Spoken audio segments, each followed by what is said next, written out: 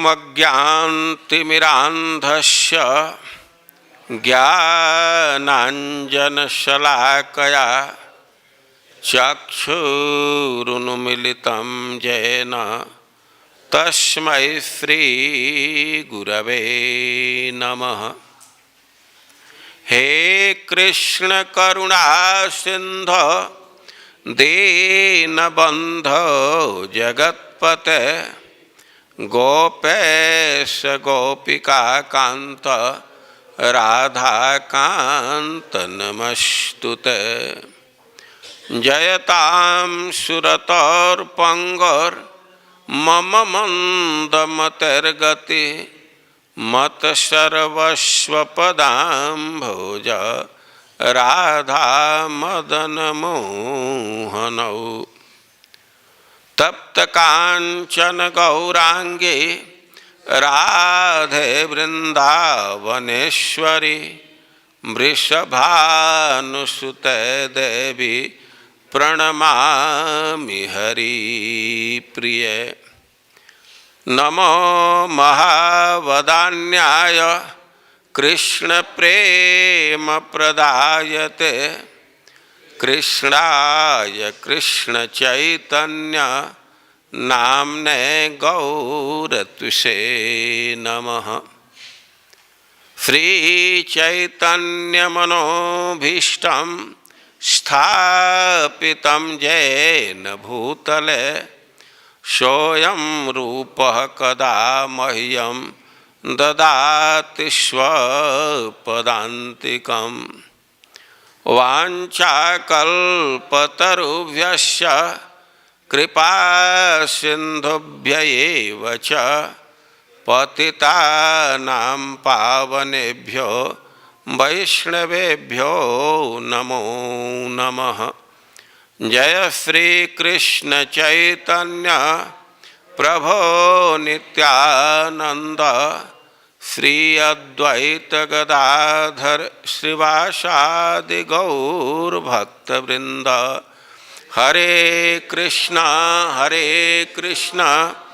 कृष्ण कृष्ण हरे हरे हरे राम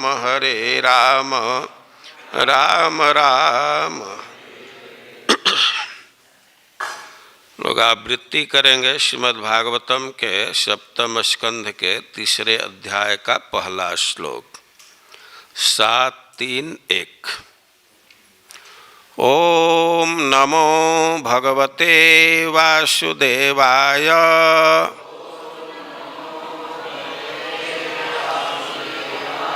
ओम नमो भगवते वासुदेवाय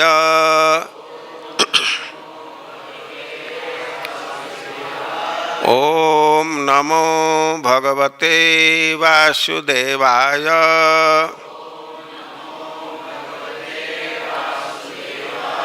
श्री नारद उवाच हिरण्यकशिपु राजान अजेयम अजरम अजेयम अजरामरम आत्मानं अप्रतिद्वन्द्वम् एकराजं व्यधित्सत। श्री नारद उवाच हिरण्यकशिपु राजन् अजेयमजरामरम् आत्मानमप्रतिद्वन्द्वम् एकराजं व्यधित्सत। हिरण्यकशिपु राजन् अजेयमजरामरम् आत्मानमप्रतिद्वन्द्वम् एकराजं व्यधित्सत।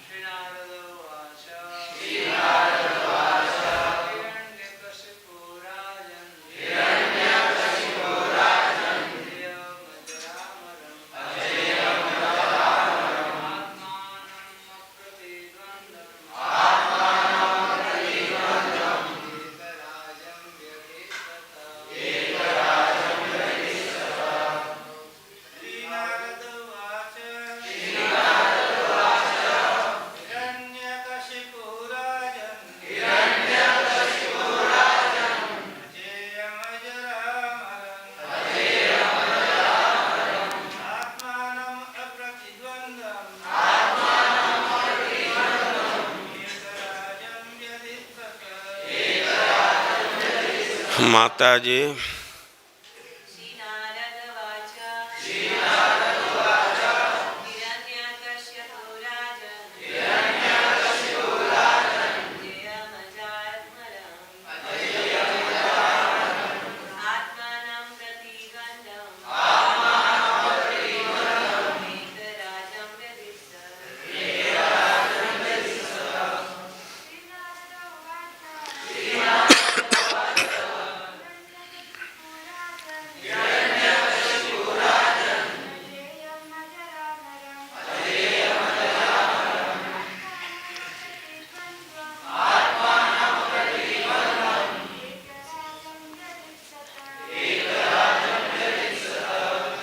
श्री नारद उवाच। नारद मुनि ने कहा, हिरण्यकशिपु दैत्यराज हिरण्यकशिपु,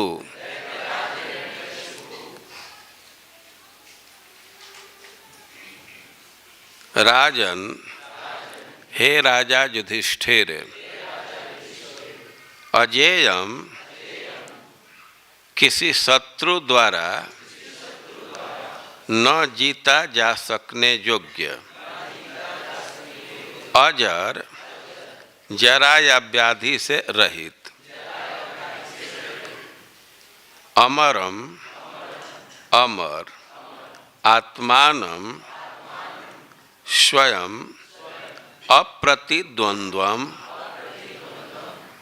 किसी प्रतिद्वंदी या विरोधी से विहीन,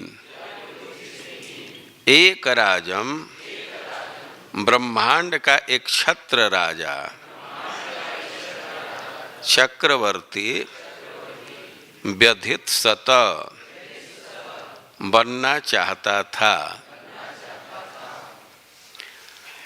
अनुवाद और तात्पर्य श्रील प्रभुपाद के द्वारा। अनुवाद। नारद मुनि ने महाराज युधिष्ठिर से कहा, दैत्यराज हिरण्यकशिपु अजेय तथा वृद्धावस्था एवं शरीर की जर्जरता से मुक्त होना चाहता था। वह अणिमा तथा लघिमा जैसी समस्त योग सिद्धियों को प्राप्त करना, मृत्यु रहित होना और ब्रह्मलोक समेत अखिल विश्व का एक क्षत्र राजा बनना चाहता था। तात्पर्य। असुरों द्वारा संपन्न तपस्या के लक्ष्य ऐसे ही होते हैं।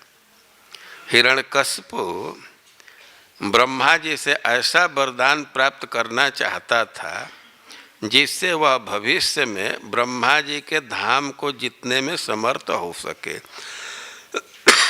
इसी प्रकार एक अन्य दैत्य ने शिव जी से वर प्राप्त किया, किंतु बाद में वह उसी वर से शिव जी को मारना चाहता था। इस तरह स्वार्थी व्यक्ति आसुरी तपस्या द्वारा अपने ही उपकारी को मारना चाहता है, जबकि वैष्णव भगवान का नित्य दास बना रहना चाहता है और भगवान के पद को कभी भी प्राप्त करना नहीं चाहता। सायुज्य मुक्ति के द्वारा जिसकी कामना प्रायः असुरगण करते हैं, कोई मनुष्य भगवान के अस्तित्व में तदाकार हो जाता है या कभी कभी कोई अद्वैतवाद का लक्ष्य प्राप्त कर लेता है, किंतु उसे पुनः इस संसार में संघर्ष करने के लिए नीचे गिरना पड़ता है। जगत गुरु श्रील प्रभुपाद की।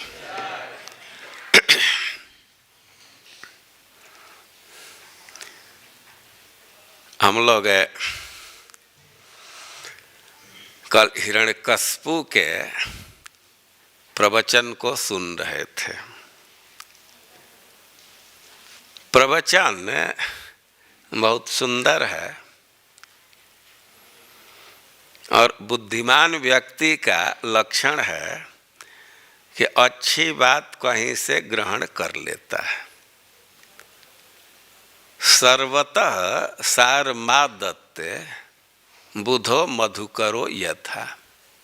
जैसे भंवरा है तो किसी भी फूल से मधु का संचय कर लेता है, तो उसी तरह बुध विद्वान व्यक्ति का लक्षण है कि सर्वतः सारम आदते, सब जगह से इसेंस को ग्रहण कर लेते हैं, अच्छी बात को ग्रहण कर लेते हैं। किसी का व्यक्तित्व बुरा है तो कोई बात कह रहा है तो कोई जरूरी नहीं कि वो गलत होगा। शेक्सपियर लिखा है कि कोई नास्तिक कह देगा कि ईश्वर है तो क्या इसको आप गलत मानेंगे? कोई मान लीजिए कि बदमाश व्यक्ति कह दे कि सूर्योदय पूरब में होता है, तब उसके व्यक्तित्व के चलते इस बात को नहीं अस्वीकृत करेंगे ना। हिरण्यकश्यप का व्यक्तित्व बुरा है लेकिन प्रवचन उसका बहुत अच्छा है। पीछे जो प्रवचन दिया और कितना वो दक्ष व्यक्ति है, अपने परिवार वालों को शोक से मुक्त कर दिया, खुद प्रवचन किया और इसके बाद विद्वान लोग जिस कथा को उद्धृत करते हैं वो उसको उद्धृत किया, यमराज जी के प्रवचन को प्रस्तुत कर दिया। और यमराज जी तो परम भागवत हैं, उनके प्रवचन तो बहुत ही महत्वपूर्ण है। और यमराज जी भी इतिहास प्रस्तुत करके उसी नर देश के राजा का और उसमें फिर कुलिंग पक्षी का, कबूतर के जोड़ी का इतिहास प्रस्तुत करके इस ढंग से प्रवचन किए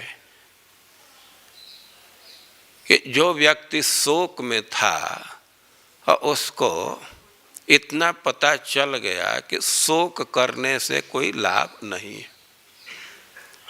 मृत व्यक्ति के लिए व्यक्ति 2-4 घंटा नहीं, 2-4 सप्ताह भी रोता रहे, 2-4 महीना रोता रहे तो उसको जीवित नहीं कर देगा रो करके, और इसलिए रोना व्यर्थ है। हिरण्यकश्यप के प्रोग्राम पर हम लोग विचार करें, उसके शेड्यूल्ड पर, पहले जो अति आवश्यक था दाह संस्कार करना उसको किया, और उसके पहले अपने हिसाब से वह असुरों को नियुक्त किया देवताओं को कमज़ोर करने के लिए, भगवान को कमज़ोर करने के लिए। इसके बाद अपने भाई का संस्कार करके अपने परिवार के लोगों को सांत्वना दिया, उनको समझा करके अब वो खुद क्या करना चाहता है इसका विवरण आगे दिया जा रहा है।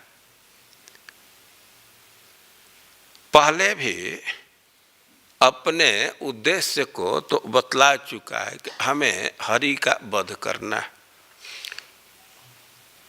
लेकिन उससे भी पहले वह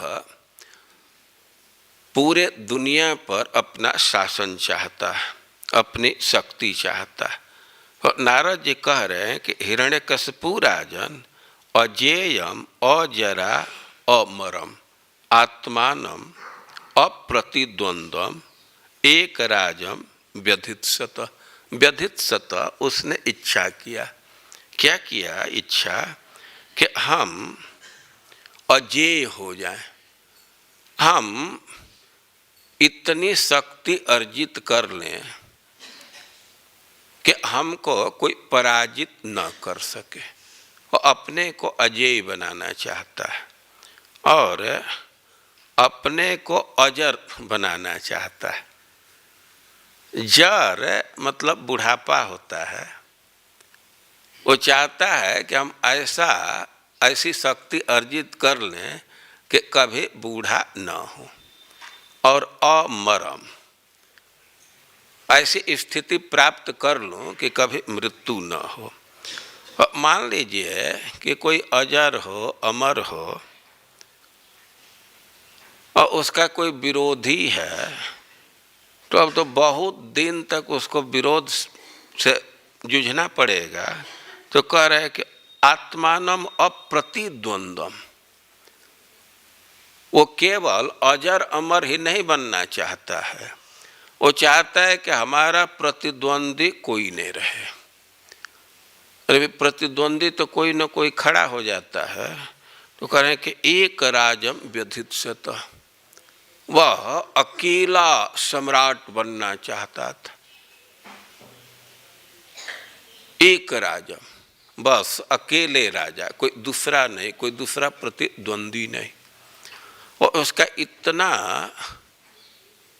बड़ा प्रोग्राम है, इतनी भारी महत्वाकांक्षा है कि ब्रह्मलोक तक अपना आधिपत्य चाहता है। अजर अमर बनने के लिए, चक्रवर्ती बनने के लिए, अप्रतिद्वंदी बनने के लिए वह तपस्या किया, और उसके आराध्य अभीष्ट प्रद ब्रह्मा जी हैं। वो ब्रह्मा जी का भक्त है। श्रील प्रभुपाद जी अवसर पा करके लिख रहे हैं कि यह है दैत्यों की मानसिकता। ब्रह्मा जी की आराधना करने जा रहा है, उन्हीं से वर मांगेगा, और योजना में रखा है कि उनके राज्य पर भी कब्जा कर लेना।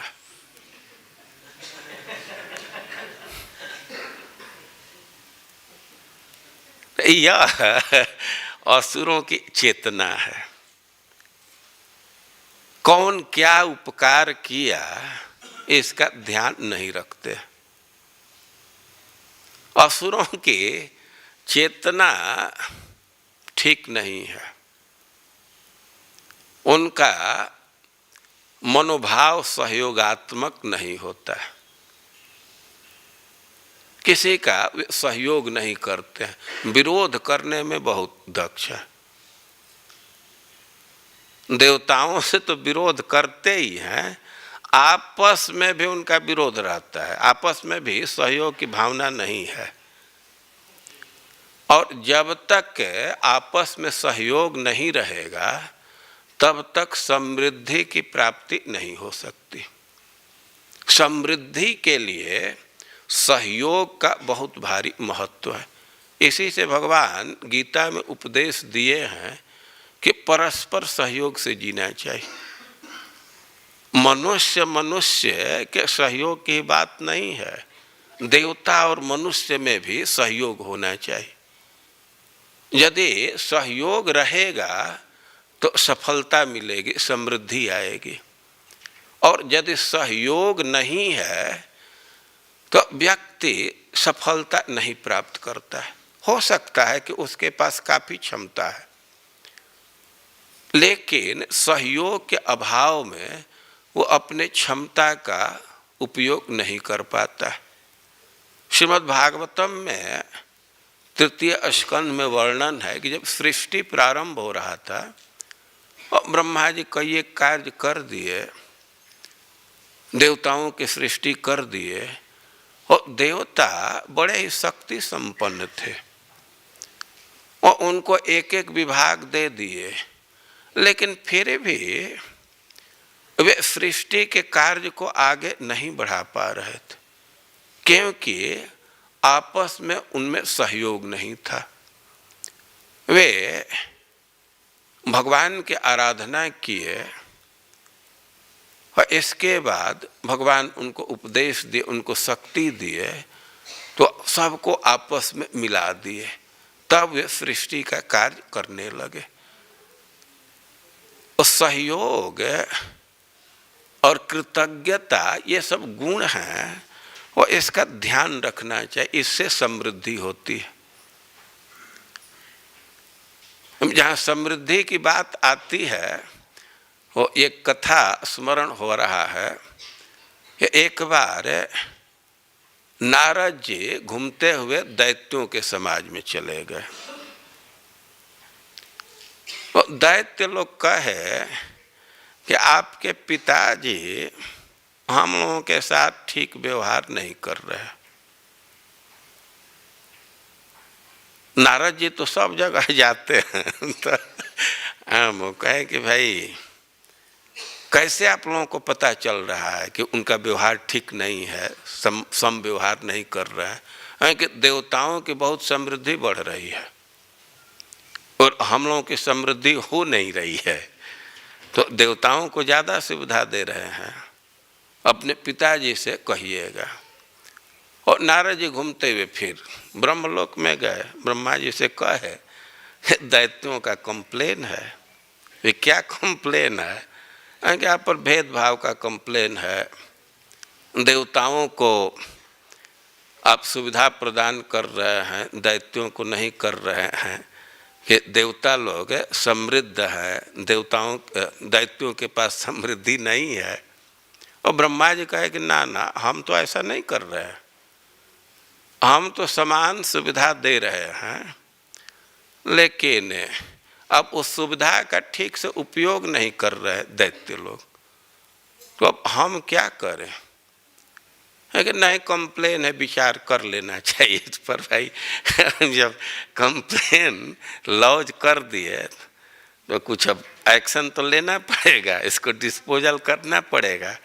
और ब्रह्मा जी कहे कि ठीक है, हम इसको स्वीकार करते हैं, आप लोग और आगे आकर के बैठ जाइए, आगे से जगह है। और ब्रह्मा जी एक भोज का आयोजन किए और उस भोज में दैत्यों को भी इनवाइट किए और देवताओं को भी इनवाइट किए, सबको निमंत्रण दिए। वो खूब अच्छा फीस्ट तैयार किया गया और खूब लंबा चौड़ा जगह चुन करके पंगत लगा। देवताओं का भी पंगत लगा एक साइड में और दैत्यों का एक साइड में। पत्तल आया, सब चीज परोस दिया गया, लेकिन ब्रह्मा जी कहे कि अभी भोजन करना नहीं है, भोजन तो सामने है, सबके हाथ पर यहाँ पट्टी बंधवा दिए। वो सब व्यवस्था ठीक थी, से इधर से एक पटरी दे करके इधर से दोनों को बांध देंगे, तो बांध दिए। और इसके बाद कहे कि अब आप लोग भोजन कीजिए। तो यहाँ से बांध देंगे तो मुड़ेगा नहीं ना, यहाँ से तो मुड़ेगा नहीं। वो पत्तल पर सब चीज परोस दिया गया था, वो सब का दैत्यों का भी हाथ बनवाए और देवताओं का भी, और कहे कि अब आप लोग खा सकते हैं।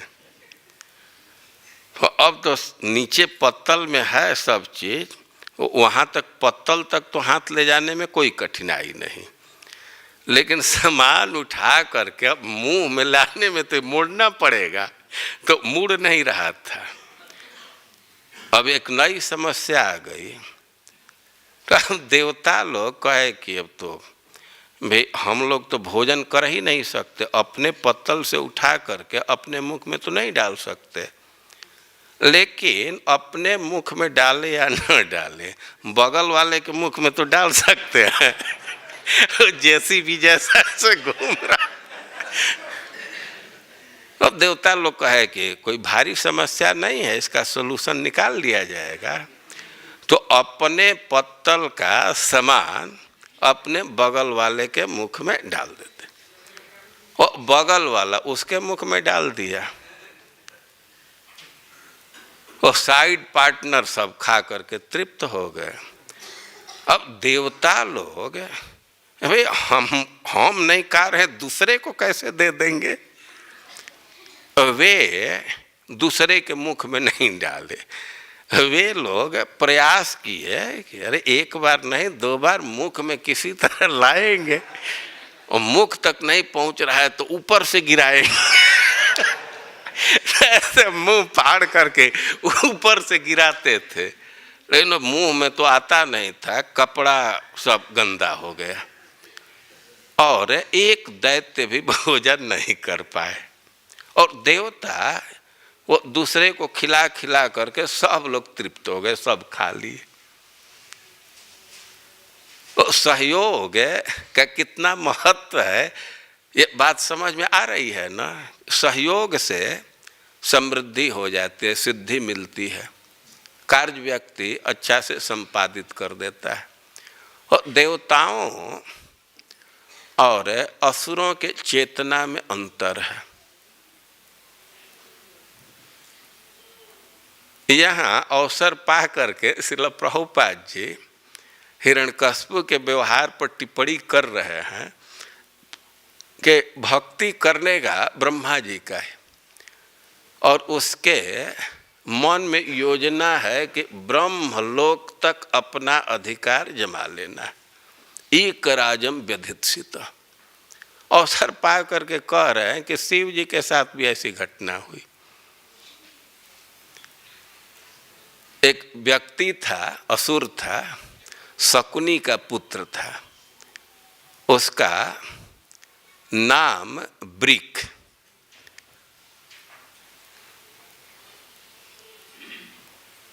तो वह जल्दी से सिद्धि चाह रहा था। वो चाह रहा था कि हम समृद्ध हो जाएं, सिद्ध हो जाएं, लेकिन किसकी आराधना करें, किसी का तो सहयोग लेना पड़ेगा। तो एक दिन जा रहा था तो नारद जी मिल गए। नारद जी को रोका, कहा कि ठीक है आप बहुत जल्दी में दिख रहे हैं, लेकिन एक बात बतला दीजिए कि भाई देवता बहुत हैं, तो किसकी आराधना करने से जल्दी सिद्धि मिलेगी, कौन जल्दी खुश हो जाता है, कौन धन दे देगा जल्दी से। और शिव जी कहे कि भगवान भी हैं, ब्रह्मा जी हैं, शिव जी हैं, और सब लोग सक्षम हैं, लेकिन ब्रह्मा जी शिव जी की विशेषता है कि वे जल्दी खुश हो जाते हैं। वो फिर कहा कि दोनों में किसका चयन करे, और जल्दी कौन खुश होगा। अरे शिव जी को आशुतोष कहते हैं, वे बहुत जल्दी प्रसन्न हो जाते हैं, लेकिन इसके साथ जल्दी रंज भी हो जाते हैं। हम तो कहेंगे कि आप शिव जी का ही चयन कीजिए। वो गया केदार पर्वत पर और शिव जी का वो ध्यान करने लगा, उनकी आराधना करने लगा और शिव जी को संतुष्ट करना चाहता था। और शिव जी को संतुष्ट करने के लिए यज्ञ कुंड में अपने शरीर का मांस काट करके हवन करता था। 6 दिन अपने शरीर से मांस काट के हवन किया और फिर भी शिव जी के दर्शन नहीं हुआ, कोई रिस्पॉन्स नहीं मिला, तो बड़ा निराश हुआ। 6 दिन में ही निराश हो गया। उसको था कि बहुत जल्दी खुश हो जाएंगे। तो 7वें दिन सोचा कि अब दर्शन नहीं हो रहा है, कुछ रिस्पॉन्स नहीं मिल रहा है, तो अब जीवित रहने में क्या लाभ है। तो सोचा 7वें दिन के आज हम गर्दन ही काट करके हवन कर देते हैं। शरीर का मांस काट काट करके 6 दिन हवन करता रहा। अब 7वें दिन टांगी से अपने गर्दन को काट करके डालना चाहता था। और कुछ योजना किया था, कुंड के ऊपर में अपना गर्दन काटता तो गिर ही जाता, और उसके लिए सब हथियार लेकर के एकदम तैयार हो गया। और वो काटने वाला था तब तक शिव जी प्रकट हो गए। अरे इतना हमारे लिए समर्पित है गर्दन काटने को तैयार है। वो आकर के अपने हाथ से उसके हाथ को पकड़ लिए और कहे कि हम तुम पर प्रसन्न हैं, जो इच्छा हो वर मांग लो। अब देखा कि शिव जी प्रसन्न हैं तो उसकी दृष्टि गौरी जी पर लग गई। गौरी हरण लाल सा। वो सोचा कि इसकी वाइफ बहुत अच्छी है, इसी को ले लिया जाए। और उस योजना से वो वर मांगा कि आप हम पर प्रसन्न हैं तो हमको यह वर दीजिए कि जिसके मस्तक पर अपना हाथ रख दें तो वह मर जाए, या कुछ लोग कहते हैं कि वो वर मांगा कि वह जल जाए, जो हो जल जाए मर जाए। और शिव जी तुरंत कहे कि ठीक है कोई दिक्कत नहीं, वो वर दे दिए। अब तुरंत वो चाहा कि इसका उपयोग किया जाए। वो कहने लगा कि हम परीक्षा आपके सर पर रह करके करेंगे। कि नहीं दूसरे जगह परीक्षण करना नहीं, हम आपके सर पर ही रह करके परीक्षण करेंगे। उन्हीं से वर प्राप्त किया है और तुरंत उनको मारने के फेरे में पड़ा। और केवल कह नहीं रहा था, एकदम शिव जी के तरफ आगे बढ़ा। अब शिव जी तो जान बचाने के लिए भागे, वो भागने से भी जान नहीं छोड़ रहा था। वो कई एक दिशा में भागे। सुनते हैं कि हम लोगों के जिला में भी भाग करके गए थे। वो कहीं भाग रहे थे इधर उधर, और देवता लोग तो समझ रहे थे कि हम लोगों के कुछ गति नहीं है, हम लोग कुछ कर नहीं सकते हैं। वे जानते थे कि शिव जी पर बहुत भारी खतरा आ गए, लेकिन अब हम लोग क्या करें। वे लोग चुपचाप थे। अब शिव जी तो निराश हुए कि संसार में नहीं कोई बचा सकता, तो भौम वैकुंठ के तरफ दौड़े दौड़े गए। शिव जी तो भक्त हैं, वैकुंठ में चले गए। अब भगवान देखे कि शिव जी एकदम घबराए हुए आ रहे हैं, तो भगवान तो सब बात समझ गए और वे वैकुंठ से बाहर निकले। और तब तक पीछे से दौड़ते हुए हाँफते हुए वृकासुर भी आ रहा था। भगवान एक ब्रह्मचारी का रूप धारण किए थे, बहुत तेज था, तेजस्वी ब्रह्मचारी। इन सबसे पहले वृकासुर को नमस्कार किए। नमस्कार किए, कहे थोड़ा रुकिए, अरे इतना क्यों आप परेशान हो रहे हैं, इतना थक गए हैं, वो शरीर आपका थका हुआ है, थोड़ा शरीर का ध्यान रखना चाहिए। ये शरीर को ऐसे आप थकाएंगे तो कैसे काम चलेगा। शरीर से सब स्वार्थ की पूर्ति होती है, उस शरीर का ध्यान रखना होता है। थोड़ा पहले विश्राम कीजिए, इतना थके हुए लग रहे हैं, क्यों इतना परेशानी में है। अब भगवान जब उसको ऐसा कहे तो भगवान के बात इतना आकर्षक थे कि वहीं रुक गया, थोड़ा विश्राम किया और फिर वो सब बात को धीरे धीरे भगवान से कहने लगा। कैसे वो तपस्या किया, शिव जी की आराधना किया, शिव जी उसको वर दिए। और भगवान कहे कि अरे शिव जी के बात पर विश्वास अब तक कर रहे हैं। ओ डाटा अपडेट नहीं आपको पता है। पहले शिव जी में शक्ति थी, लेकिन उनका भी फैमिली प्रॉब्लम इतना बढ़ गया है, वे एकदम परेशान रहते हैं। और खास करके जब फादर इनला से झगड़ा हो गया तो ऐसा वो टॉर्चर किया है इनको कि इनका सब दिमाग खत्म, बुद्धि काम नहीं करती है। अब एकदम वे विक्षिप्त हो गए हैं और उनकी बात पर विश्वास किए। अब पहले उनका पोजीशन था, वे हितैषी थे, शक्ति थे, लेकिन आज वो बात नहीं है। आपको जो अद्यतन स्थिति है उसकी जानकारी नहीं है, इसीलिए विश्वास कर गए।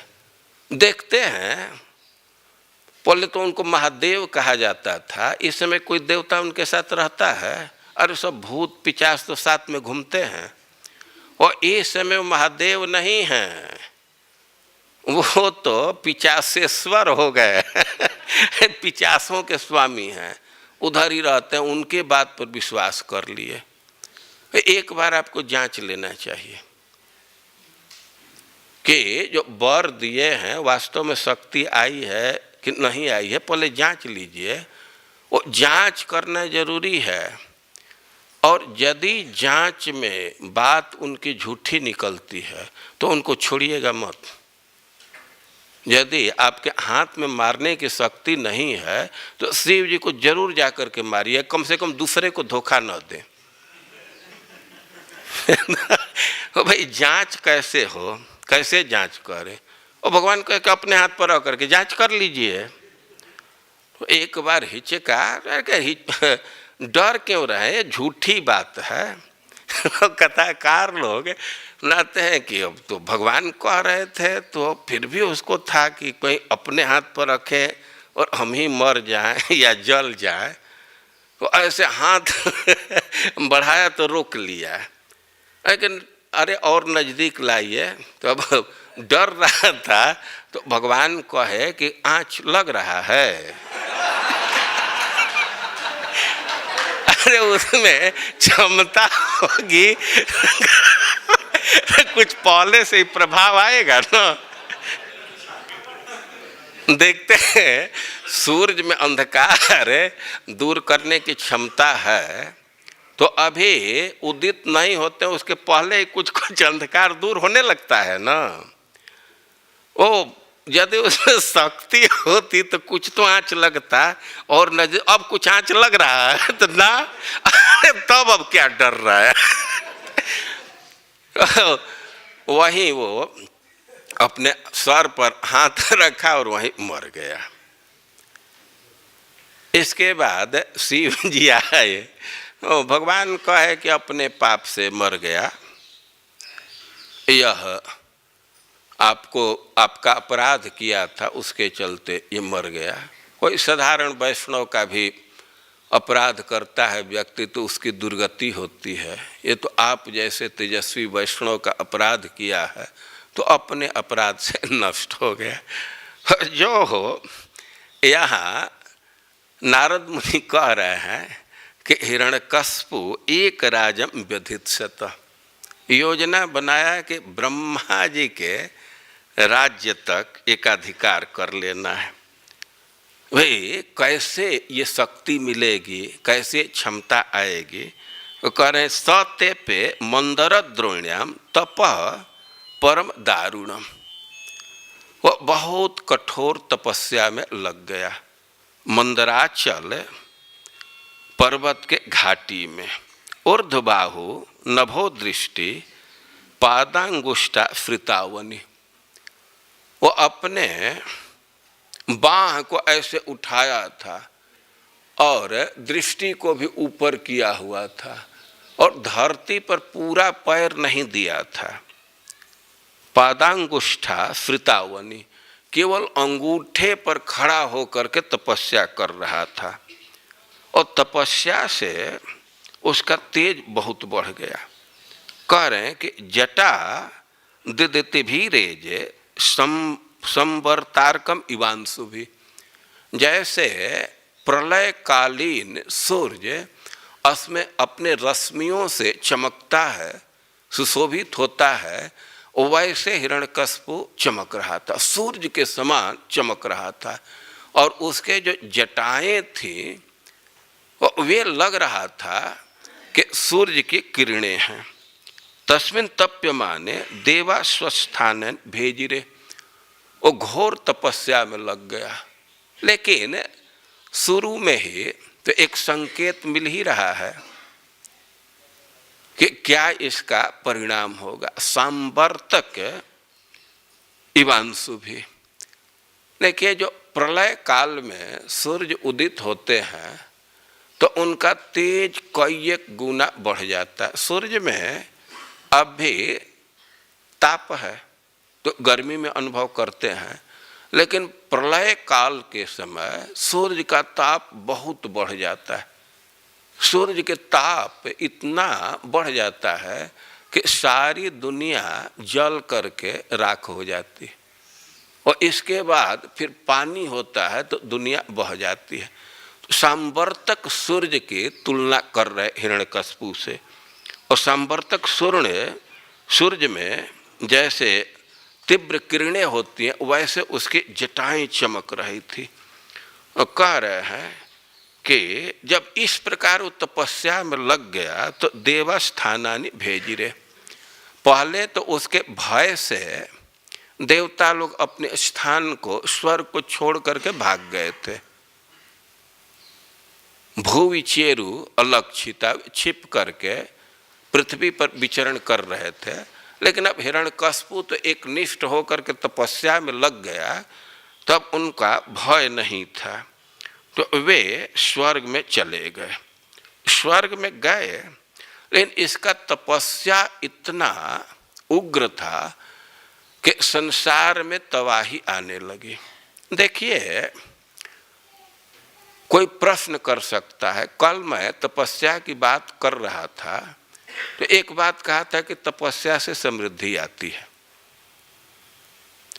और आज कह रहा हूं कि तपस्या से सारी दुनिया में तबाही फैल गई। विरोधी बात हो सकती है, लेकिन ध्यान देना चाहिए कि तपस्या दो प्रकार के हैं। एक तपस्या को मृदु तपस्या कहा जाता है और एक तपस्या उग्र तपस्या।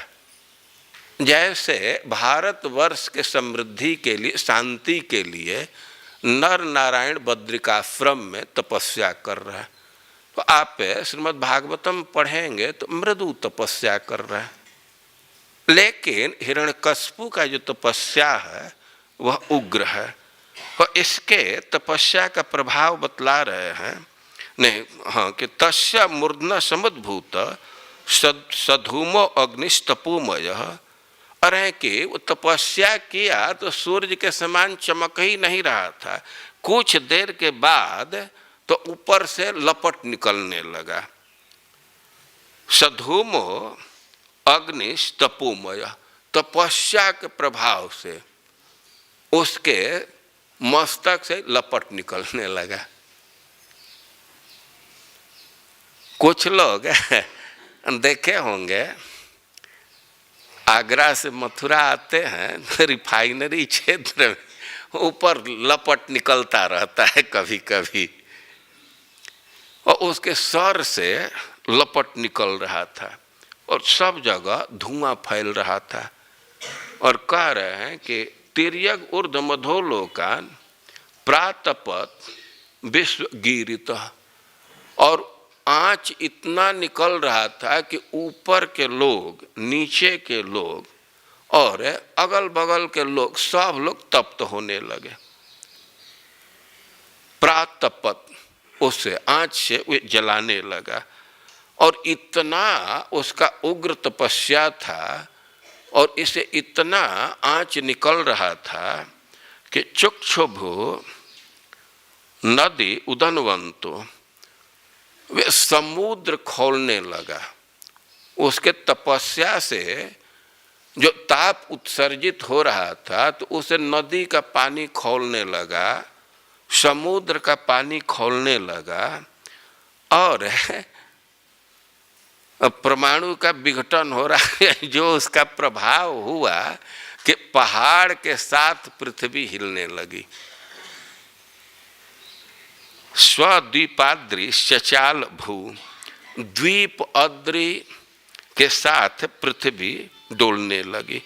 और निपेतु सग्रहास्तारा ज्वज्जलुश्च दिशो दश, और ताराएं टूट टूट करके गिरने लगी। दसों दिशाएं प्रज्वलित हो गई, जलने लगी। और तेन तप्ता दिवम त्यक्त्वा ब्रह्मलोकम ययुसुरा, अब सब जगह आंच लगने लगा, सब लोग तप्त हो गए। तो देवता लोग स्वर्ग में तो गए थे, लेकिन उसके तपस्या के प्रभाव से वहाँ इतनी आंच लगने लगी, इतना ताप बढ़ गया कि वे स्वर्ग को छोड़ करके ब्रह्मलोकम यजऊ, वे ब्रह्मलोक में चले गए। और धात्रे विज्ञापया मासु देव देव जगतपते, वहाँ जा करके ब्रह्मा जी को संबोधित किए कि आप सारे संसार के रक्षा करने वाले हैं, आप देवताओं के भी पूज्य हैं। दैत्येंद्र तपसा तपता दिवस था तुम न सकनुमा, हमारे रक्षक आप हैं। और हमारी यह स्थिति है कि हिरण्यकश्यप के तपस्या के प्रभाव से इतने हम लोग तप्त हो गए हैं कि अब स्वर्ग में रह ही नहीं पाएंगे। तस्य चोपशमं भूमन विदेहि यदि मन्य से, आप स्थिति पर विचार कीजिए और जल्दी से कोई शांति का उपाय कीजिए, उसके तपस्या को उपशमित कीजिए। ऐसे तपस्या में रहेगा तो कोई इस संसार में रह नहीं पाएगा। जल्दी कीजिए। लोका न जाव नक्षंती बलिहारस्तवाभिभू, अभिभू आप समर्थ हैं और हम लोग आपकी प्रजा हैं, आपको भेंट अर्पित करते हैं, बलि अर्पित करते हैं। और जब तक लोक जल करके नष्ट नहीं हो रहा है उसके पहले कुछ उपाय कीजिए। तो तस्यायम किल संकल्प शरतो दुश्चरम तपः श्रूयताम किम न विदितस् तवाथापि निवेदितम। अरे क्यों ये तपस्या कर रहा है, उसके पीछे कुछ उसका संकल्प है। यद्यपि आप तो सर्वज्ञ हैं, सब बात जानते हैं, लेकिन फिर भी हम लोग आपसे बतला रहे हैं। सृष्ट्वा चराचर मिदम तपो जोग समाधिना अध्यास्ते सस्व दिष्णेभ्य परमेष्ठि निजासनम। कि आप सृष्टि की रचना किए हैं और इतनी तपस्या किए हैं कि सबसे ऊंचे स्थान को आप प्राप्त किए हैं। और तदहम वर्धमाने न तपोयोग समाधिना कालात्मनोश्च नित्यत्वात् साध इष्ये तथात्मन। लेकिन उसका संकल्प है, वो संकल्प कर रहा है कि जो ब्रह्मा का पद है वहीं से सब कंट्रोल करता है, वहीं से सब नियम बनाया है सृष्टि का, तो कह रहे कि उस पद को मैं प्राप्त करूंगा। अरे इतना दुष्कर संकल्प कैसे कर लिया? ब्रह्मा के पद को प्राप्त करने के लिए तो बहुत कठिन तपस्या की आवश्यकता है। श्रीमद् भागवतम में लिखा गया है, शिव जी खुद बोल रहे हैं कि स्वधर्म निष्ठ सतजन्म भी पुमान विरिंचताम ऐति। कि स्वधर्म निष्ठ सतजन्म भी पुमान, सतजन्म भी यदि 100 जन्म तक निष्ठा पूर्वक वर्णाश्रम धर्म का कोई पालन करता है तो ब्रह्मलोक को प्राप्त होता है। 100 जन्म तक और निष्ठा पूर्वक तब ब्रह्मलोक की प्राप्ति होती है। और शिव जी कहें कि उससे भी ऊपर हमारा स्थान है और उससे बहुत ऊपर भगवान का स्थान है। कि आप लोग प्रचेताओं से कह रहे हैं कि आप लोग तो वैष्णव हैं, तो हम बहुत प्रसन्न हैं, आपकी महिमा को हम लोग जानते हैं। इस अर्थ में कि हम लोग भी ब्रह्मा जी के साथ भगवान के धाम में जाएंगे, लेकिन जब सेवा काल पूरा होगा तब द्विपरार्ध के अंत में। लेकिन वैष्णवों की महिमा है कि बस उनकी आयु समाप्त हुई और उसी समय इस शरीर का त्याग करते भगवान के धाम में जा सकते हैं। वो कोई कह सकता है कि हिरण्यकश्यप कैसे साहस कर रहा है, कैसे संकल्प कर सकता है? तो कहेंगे कालात्मनोश्च नित्यत्वात् साध इष्ये तथात्मन। वो विचार कर रहा है कि ब्रह्मा तपस्या करके उस पद को प्राप्त किया और ऐसा पद प्राप्त किए हैं कि जो नियम बना दिए हैं वो चलता रहता है और उसी पद को मैं प्राप्त करूंगा। हिरण्यकश्यप के संकल्प को देवता लोग ब्रह्मा जी से ज्ञापित कर रहे हैं, इसलिए कि ब्रह्मा जी के मन में एक भावना उदित हो कि हमारे खिलाफ ये चल रहा है, तब जल्दी एक्शन लेंगे। भाई तपस्या करके उस पद को प्राप्त किए हैं, तुम कैसे प्राप्त करोगे? तुम तो सदाचारी हो नहीं। तो हिरण्यकश्यप के संकल्प को बोल रहे हैं कालात्मनोश्च नित्यत्वात् साध इष्ये तथात्मन। कह रहे एक जन्म में उतना तपस्या नहीं कर पाऊंगा तो आगे भी जन्म मिलेगा ना, दूसरे जन्म में करूंगा। कोई समय की सीमा है, काल तो बहुत बृहत है ना, अनंत है।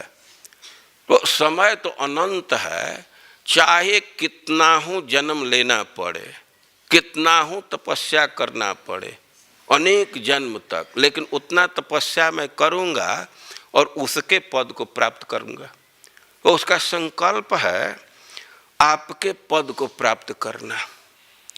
अभी काहे को ब्रह्मा का पद प्राप्त करना चाहता है? और देवता लोग कह रहे हैं कि अन्यथा इदम विधास्य हम अयथा पूर्व मोजसा। वो ब्रह्मा जी से कह रहे हैं कि उसका संकल्प है कि पहले का जो नियम है उसको सबको मिटा देना, पहले का नियम एक भी नहीं चलने देंगे।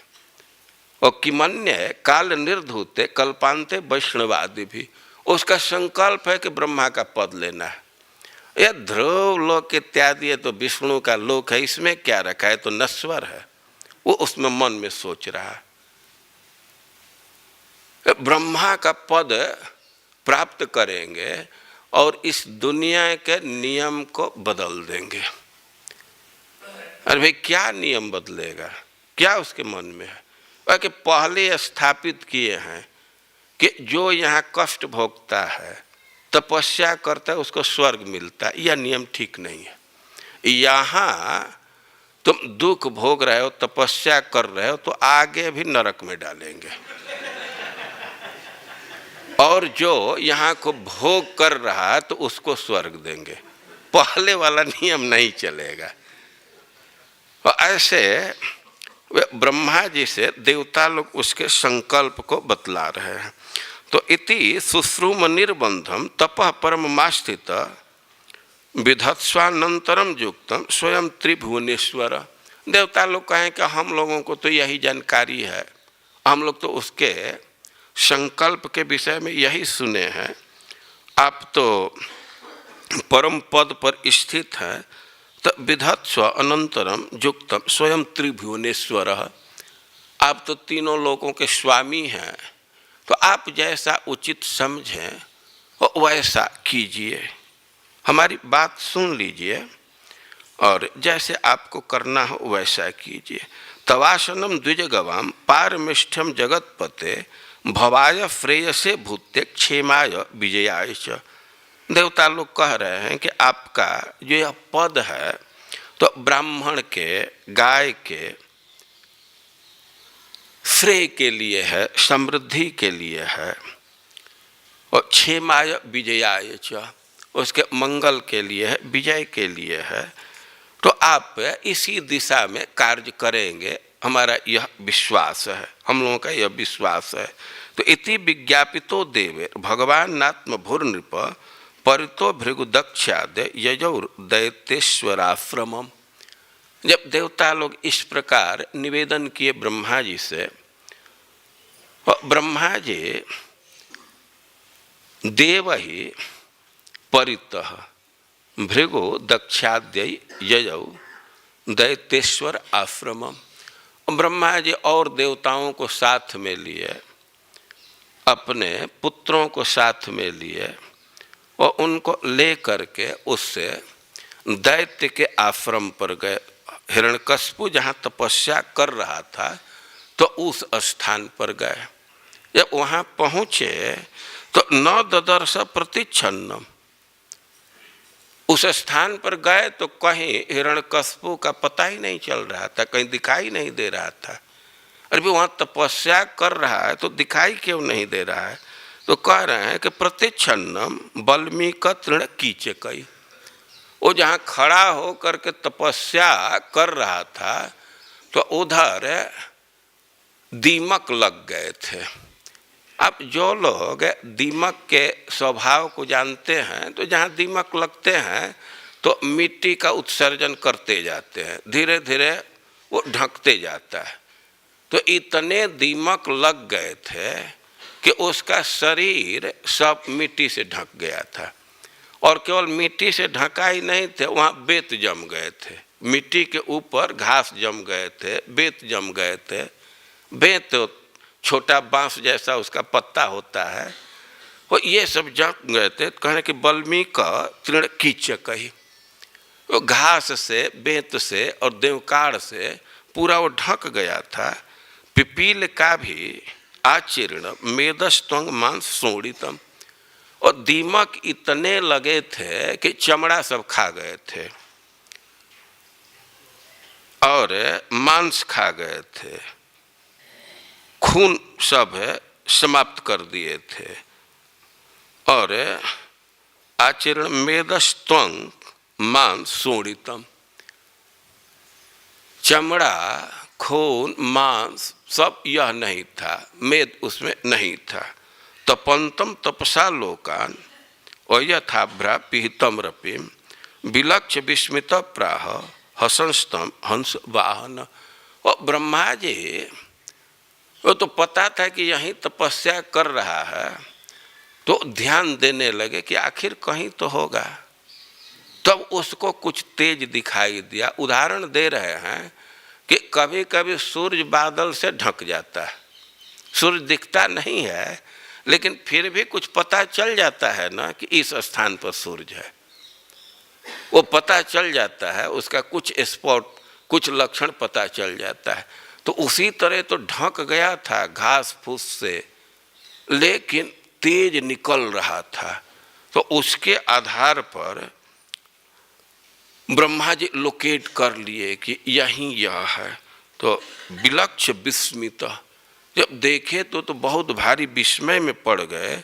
और हसन स्तंभ प्राह हंस वाहन, ब्रह्मा जी हंस पर चढ़ करके गए थे और हंसते हुए हिरण्यकश्यप से कहने लगे। जब पता चल गया कि यही है तो हंसते हुए कह रहे हैं कि उत्तिष्ठो तिष्ठ भद्रम ते तपः सिद्धोसि काश्यप। हे कश्यप के पुत्र, तुम अब तपस्या से विरत हो, अब तपस्या की जरूरत नहीं है, तपस्या तुम्हारी सिद्ध हो चुकी है। वरदो हम अनुप्राप्तो ब्रियताम इप्सितो वर, है कि तुम कुछ वर प्राप्त करने के लिए तपस्या कर रहे हो, तो वर देने वाला उपस्थित हो गया। अब तुम वर मांगो, वर के लिए ही, कुछ आशीर्वाद के लिए तपस्या कर रहा हो, तो अब तुम्हारी तपस्या सिद्ध हो गई है और मैं यहाँ उपस्थित हूँ। तो जो तुम्हारे मन में इच्छा है उसको व्यक्त करो, जो वर चाहते उसको मांगो। अद्राक्षम अहम एतत् हृतसारम महद्भुतम, कि तुम्हारे हृदय में कितना धैर्य है और इसको तुम्हें प्रकट देख लिया। दंश भक्षित देहस्य प्राणा यस्तु सेरते, कितना धैर्य है कि पूरा शरीर दीमक खा गए और फिर भी हड्डी में प्राण सुरक्षित है। हड्डी में प्राण को तुम रखे हो, वो बहुत भारी ये धैर्य है। नैतत् पूर्वर्षे चक्रु न करिष्यन्ति चापर, कि ऐसी तपस्या तो पहले के ऋषि भी नहीं किए हैं और बहुत संभावना है कि आगे भी ऐसा नहीं कर पाएंगे। निरंबुर धारित प्राणन को वै दिव्य समासतम, यानी कि कौन ऐसा व्यक्ति है कि भोजन की बात तो दूर है, जल का भी त्याग करके और देवताओं के मान से 100 वर्ष तक अपने प्राण को धारण करेगा। दिव्य समासतम, और हम लोगों के हिसाब से 6 महीने का, हम लोगों का 6 महीना बीतेगा तो देवताओं का 1 दिन होगा। तो इसके हिसाब से कैलकुलेशन कर लीजिए, और देवताओं के हिसाब से 100 वर्ष तक निरंबु बिना पानी पिए एक ऐसा साहस नहीं करेगा। व्यवसायेन तेनेन दुष्करेण मनस्विना तपोनिष्ठेन भवता जितोहम जितनंदन। ब्रह्मा जी कहने लगे कि दुष्करेण मनस्विना, अरे जो मनस्वी हैं, योद्धा हैं, विचारशील हैं, उनके लिए भी यह कठिन है। तो व्यवसाय न अनेन ते, तुम्हारा ये जो निश्चय है तपस्या का, तो इसी से मैं तो जीत लिया गया हूँ। तपोनिष्ठे न भवता जितो हम दितिनंदन, इतने घोर तपस्या का संकल्प किए, निर्णय लिए हो, और इससे मैं तुम्हारे अधीन हूँ, तुम हमको जीत लिए हो। ततस्थ आशीष सर्वा ददामी असुर पुंगव, और इसलिए तुम्हारे सारे मनोरथ को मैं पूर्ण करूँगा, इस सारे आशीष को दूंगा। मर्तस्य ते यमर्तस्य दर्शनम ना फलम मम, एक तुम असुर हो, मैं देवता हूँ, वो हमारा दर्शन निष्फल नहीं जाएगा, हम तुमसे पूर्ण संतुष्ट हूँ, और तुम जो भी वरदान मांगोगे उसको मैं दूंगा। तो इत्युक्त्वा दिभवो देवो भक्षितांगम पिपीलिकै कमंडलु जलैर नौक्षत दिव्ये न मोघ राधसा, कि इति उक्त्वा, ऐसा कह करके आदिभव, जो सृष्टि के प्रथम व्यक्ति हैं, वे कमंडलु जलैर, अपने कमंडल के जल से कुछ लेकर के और उसके शरीर पर छिड़के। भक्षितांगम, उसके शरीर को तो दीमक खा गए थे, लेकिन हड्डी वहाँ था, तो हड्डी पर ही अपने कमंडल का जल छिड़के। अमोघ राधसा, वो कमंडल के जल में प्रभाव था, निष्फल होने वाला नहीं था, और ब्रह्मा जी ज्यों ही कमंडल का जल उस पर छिड़के, सतत कीचक बल्मीक सह ओजो बलान्वित सर्वावय संपन्नो वज्र संघननो जुआ उत्थित तप्त हेमाभो विभावसु रिवाइधस, कमंडल के जल छिड़कने का प्रभाव हुआ कि वह कीचक बल्मीका, वो जो देवकाड़ था, देवताओं का दीमक के द्वारा मिट्टी इकट्ठित था, या वो घास पात थे, तो उसी से उत्थित वो खड़ा हो गया। वो खड़ा हो गया तो ऐसा नहीं कि कंकाल खड़ा हो रहा है, उसका वर्णन कर रहे हैं। सह ओजो बलान्वित सर्वावय संपन्न, उसके सारे अंग पुनः प्राप्त हो गए, सब अंग से संपन्न था, और केवल अंग से संपन्न ही नहीं था, कह रहे कि सह ओजो बलान्वित, इंद्रिय के बल से युक्त था, मन के बल से युक्त था, शरीर के बल से युक्त था, और ऐसा नहीं कि अब कोई रिप्लेसमेंट किए हैं, कोई कमजोर अंग हो, कह रहे वज्र संघननो जुआ, एकदम वो जुआ दिख रहा था, उसके अंग थे तो बिल्कुल हिष्ट पुष्ट और हठीला हट्ठा कट्ठा थे, वज्र के समान वह कठोर था। तप्त हे माम हो विभावसु रिवैधस, और उसमें दीप्ति भी बहुत थी, जैसे सोना चमकता है तप्त सोना वैसे चमक रहा था। और कह रहे हैं कि वो प्रकट हुआ तो ऐसा लग रहा था कि आग से लकड़ी से आग ही प्रकट हो गया। सनिरीक्षम वरे देवम हंस बाहम उपस्थितम ननाम शिरसा भूमौ तद्दर्शन महोत्सव। और जब खड़ा हुआ और देखा कि यहाँ ब्रह्मा जी उपस्थित है, हंस वाहम उपस्थितम, ब्रह्मा जी हंस पर उपस्थित है, हंस पर बैठे थे, और उनको आकाश में देखा। ब्रह्मा जी अपने वाहन को आकाश में ही रखे थे और वहीं से बात कर रहे थे। और ब्रह्मा जी को देखा कि वे ऊपर में धरती से ऊपर हंस पर बैठे हुए हैं, उस पर स्थित हैं, तो सबसे पहले ननाम शिरसा भूमौ, हिरण्यकश्यप उनको दंडवत प्रणाम किया, भूमि पर अपना मस्तक गिराया और उनको नमस्कार किया। तद्दर्शन महोत्सव, हिरण्यकश्यप को ब्रह्मा जी का दर्शन करके बहुत प्रसन्नता थी। उत्थाय प्रांजलि प्रहव इक्षमाणो दृशा विभुम, कि वो खड़ा हुआ और ब्रह्मा जी का दर्शन करने लगा। एक क्षमाण उनको देख रहा है, प्रांजलि हाथ जोड़ा हुआ है, प्रभव बहुत अवनत है और हर्षाश्रु पुलकोद्भेदो गिरा गदगद दया गृणत। वो बहुत प्रसन्न था, इतनी उसको प्रसन्नता थी कि रोमांच हो रहा था और उसकी वाणी गदगद हो रही थी। तो ऐसे गदगद वाणी से ब्रह्मा जी की स्तुति करने लगा। वो तपस्या बहुत किया है, लेकिन अब तो ब्रह्मा जी का आश्रय लिया है, भगवान का तो आश्रय लिया नहीं, तो उसके चित्त में कुछ परिवर्तन नहीं हुआ। वो ब्रह्मा जी को प्रणाम कर रहा है और ब्रह्मा जी को ही भगवान मान करके और स्तुति करने लगा। देखिए, असुरों की यह चेतना है कि किसी को भी भगवान मान लेंगे, भगवान को छोड़ करके किसी को भी भगवान मान लेते। जो भगवान के विरोधी हैं तो क्या बोलते हैं, अरे मंदिर में क्या जाने की जरूरत है, भगवान तो सब जगह है। अब उनके थोड़ा स्टेटमेंट पर विचार कीजिए, जब भगवान सब जगह है तो मंदिर में नहीं है। जो यह मान रहा है कि भगवान सब जगह है तो कोई मंदिर में जा रहा है तो क्या कठिनाई है, लेकिन मंदिर में रोकने के लिए कहते भगवान तो सब जगह है।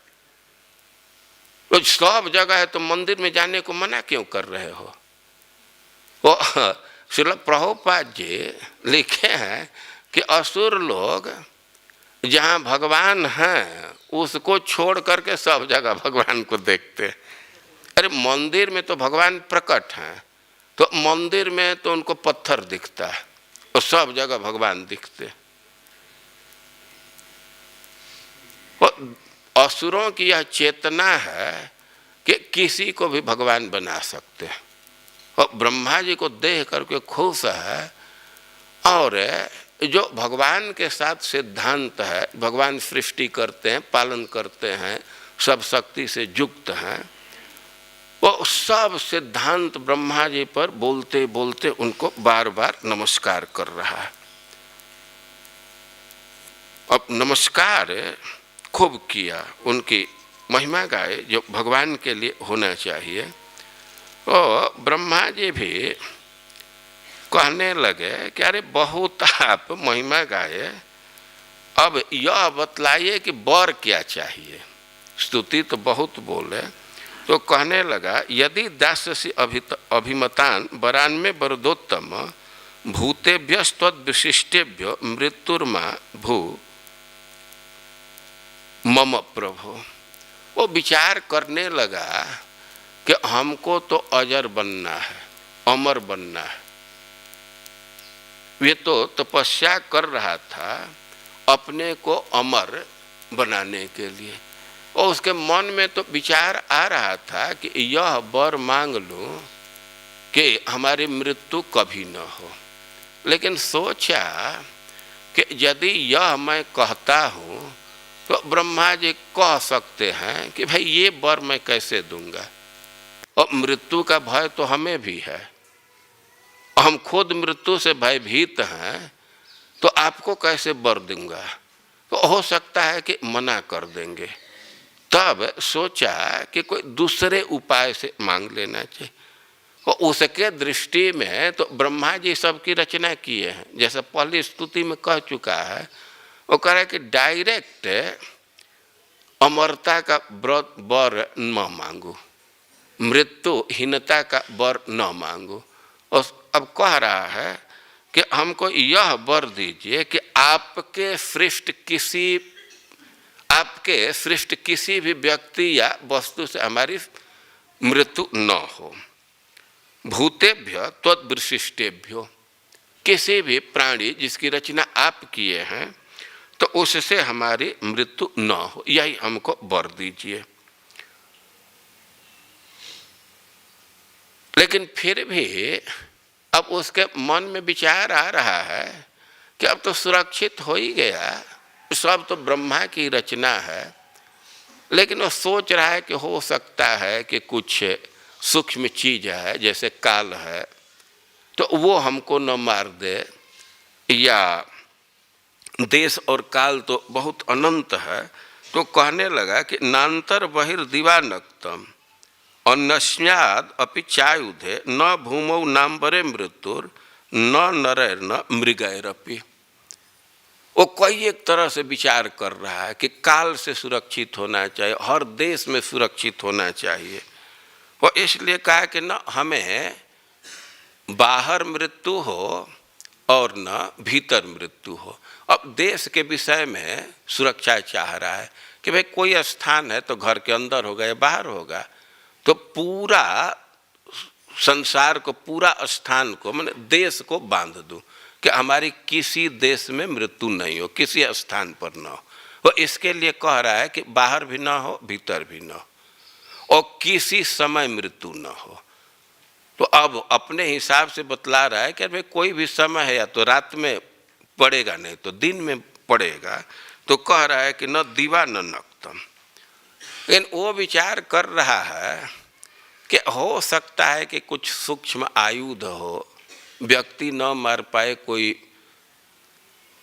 हथियार चला दे या फेंक दे। तो कहा कि किसी आयुध से भी मृत्यु न हो, और न भूम्बो नाम्बरे, न हमारे पृथ्वी पर मृत्यु हो न आकाश में। और अब सोच रहा है कि ब्रह्मा जी तो जो बनाए हैं उससे तो हो गया, लेकिन ब्रह्मा जी के बाद कश्यप जी और लोग भी सृष्टि किए हैं, तो उससे भी सुरक्षा ले लेना चाहिए। तो कह रहा है कि नरैर न मृगैरपि, न हमारा मनुष्य से मृत्यु हो और न पशु से। अब सोच रहा है कि अभी भी कुछ संभावना हो सकती है। तो कह रहा है कि व्यसुभिर वा वसुभिर वा सुरासुर महोरग। अब वो कह रहा है कि चाहे जीवित कोई चीज है, प्राण वाला है, प्राणहीन है, उससे हमारी मृत्यु न हो, और चाहे सूर हो, असुर हो या सर्प हो, किसी से मृत्यु नहीं हो। ये सब की रचना कश्यप जी किए हैं। तो अप्रतिद्वंदताम युद्धे एक पत्यम च देहिना। अब भाई कोई अमर हो जाए, जीवित रहे, और दूसरे लोग उस पर प्रहार करते रहें, उसको सताते रहें, तो जीने से तो कोई लाभ नहीं होगा। वो कह रहा है कि इसका भी सुरक्षा ले लेना चाहिए। तो कह रहा है कि अप्रतिद्वंदताम युद्धे, कि हमको कोई प्रतिद्वंदी न हो, हमारे बराबर कोई न, हमारे सामने कोई न टीके, और एक पत्यम च देहिना, सब देही पर हमारा अधिकार होना चाहिए। सर्वेषां लोकपालानां महिमानं यथात्मनः तपोयोग प्रभावानां यन्नरिष्यति करहिचित्। और कह रहे हैं कि जितने भी लोकपाल हैं उनकी जो महिमा है, तेज है, सब हमारे अंदर आना चाहिए। और ऐसा नहीं कि कुछ दिन के लिए, ऐसा तेज होना चाहिए कि वो कभी कम न हो। और इस प्रकार वो बहुत विचार करके कोई एक वर मांगा। और नारद जी कह रहे हैं कि एवं वृत शतधृतिर हिरण्यकशपो हिरण्यक शिपोरथ प्रादात तपसा प्रीतो वरांस्तस्य सुदुर्लभान। कि उस वर को प्राप्त करना बहुत कठिन था, लेकिन ब्रह्मा जी उसके तपस्या से इतना तृप्त थे कि उसके सारे वर को प्रदान कर दिए। प्रादा तत्तपसा प्रीत, सब वर को दिए। और ब्रह्मा जी कहे कि तुम जो वर मांग रहे हो तो इसको प्राप्त करना बहुत कठिन है, लेकिन तथापि वितरामंग वरान यद्यपि सुदुर्लभन, फिर भी मैं उसको दे रहा हूँ। तो ऐसा कह करके ततो जगाम भगवान अमोघानुग्रहो विभु पूजितो सूर्यवर्यण स्तूयमान प्रजेश्वर। हिरण्यकश्यप को वर दिए, और लोग भी वहाँ उपस्थित थे, तो ब्रह्मा जी की पूजा किए, और उनके पूजा को स्वीकार करके ब्रह्मा जी अपने लोक को चले गए, वहाँ से हट गए। अब है तो वर प्राप्त कर लिया। अब उसका क्या व्यवहार है इसका वर्णन कर रहे हैं। एवं लब्ध बरो दैत्यो बिभ्रद हेम मयम बपु। वो ब्रह्मा जी के जल छिड़कने का ही प्रभाव था कि उसका शरीर खूब सुंदर हो गया था, सोने जैसा चमक रहा था, और ब्रह्मा जी उसको सब शक्ति प्रदान कर दिए। और भगवती अकरोत द्वेषम भ्रातुर्वध मनुस्मरण, सब सुविधा मिल गई लेकिन चेतना में कोई परिवर्तन नहीं। अपने भाई का वध का स्मरण करके अब भगवान से द्वेष करने लगा। वो भगवान से द्वेष कर रहा है। और सविजित्य दिशा सर्वा लोकांस्त्रीन महासुर, वो तो बहुत भारी असुर था। अब तो ब्रह्मा जी के कृपा से उसके पास शक्ति आ गई है, तो सारे दिशाओं को जीत लिया। सारे दिशाओं को मतलब सब दिशा, किसी भी दिशा में कोई था तो उसको जीत लिया। कुछ विवरण दे रहे हैं कि लोकांश त्रिन महासुर, और तीनों लोकों पर अपना अधिकार कर लिया। देवताओं को जीत लिया, असुर को जीत लिया, और मनुष्य में जो राजा थे उनको जीत लिया, गंधर्व को जीत लिया, गरुण को जीत लिया, और सर्पों को जीत लिया, सिद्धों को जीता, चारण को जीता, विद्याधर को जीता, और ऋषि पितर या मनु सब पर अपना अधिकार कर लिया। देखिए, इस संसार में कुछ कुछ जगह बांटा हुआ है। कुछ ऐसा जगह है कि वहाँ नाग बहुत हैं, सर्प हैं, तो उस स्थान को भी जीत लिया। सर्पों में भी बहुत शक्ति होती है। और कुछ पक्षियों का स्थान है तो उस लोक को भी जीत लिया। ये मनुष्य में जो राजा हैं, भूमि पर अधिकार किए हैं, उनको भी जीत लिया। और सिद्ध, चारण, गंधर्व, ये सब कई एक विद्या से या विभिन्न प्रकार की क्षमता से युक्त हैं, तो सबको जीत लिया। यक्ष, राक्षस, पिशाच, प्रेत, भूत, और कह रहे हैं कि उस लोक को ही नहीं जीता, सर्व सत्व पतिन जीतवा बसमानीय विश्वजीत जहार लोक पालानम स्थानानि स तेजसा। कोई भी ग्रुप है, कोई भी प्राणी है, और उसमें जो सबसे श्रेष्ठ व्यक्ति, उनके रक्षक हैं, उनके पति हैं, वो उनको वह जीत लिया। सर्व सत्व पतिन, कोई भी प्राणी है तो उसमें उसका मुखिया है तो उसको जीत लिया। वो कहीं भी किसी स्थान पर उसका अधिकार हो गया। ये गिनती करने में कह रहे हैं कि देवताओं को जीता, असुरों को जीता, राजाओं को जीता, गंधर्व को जीता, गरुण को जीत लिया, सर्पों को जीत लिया। गरुण जी का नाम ले रहा है। गरुण का अर्थ है कि पक्षियों का जो लोक है, पक्षियों के पास भी बहुत शक्ति है। और कोई स्थान है कि जहाँ पक्षियों की विशेषता है, उनका स्थान उसको जीत लिया। और पक्षियों के जो नेता है उसको भी जीत लिया। पक्षियों में सबसे श्रेष्ठ है गरुण जी। कैसे? भगवान गीता में बने बैन तेजश्च पक्षिणाम, पक्षियों में मैं बैन तेज हूँ। बैनते का क्या मतलब हुआ? बीनता का पुत्र। बीनता के पुत्र को बैनते कहते हैं। गरुण जी के पराक्रम का संकेत तो आप पहले दिन ही पा चुके हैं कि जिस पर्वत को देवता दैत्य बड़े मुश्किल से ढो रहे थे, कुछ दूरी ढो पाए, और उसको भगवान गरुण जी पर रखे, और देवताओं और दैत्यों को भी उसी पर बैठाए और तुरंत पहुंचा दिए। गरुण जी की क्या शक्ति है आप अनुमान कर सकते हैं। गरुण जी बहुत कम उम्र के थे, तभी से उनमें बहुत शक्ति है। बाद में तो भगवान का वर उनको प्राप्त हुआ, लेकिन वे जन्म से ही बहुत शक्तिशाली हैं। आप लोग गरुण जी के पराक्रम को सुनते हैं कि वे देवताओं के समाज से अमृत छीन करके लाए, क्योंकि उनको अपने माँ को दासता से मुक्त करना था। कद्रु और बिनता, अब ये दो बहन हैं, इनमें होड़ लग गया। एक साधारण बात के लिए ये युवावस्था का उन्माद होता है दो बहन बाजी मार दी। घोड़ा निकला था समुद्र मंथन में, जो इन बलि महाराज रखते हैं, उच्चैश्रवा नाम है ना, और उस पर कि उस घोड़े का रंग कैसा है।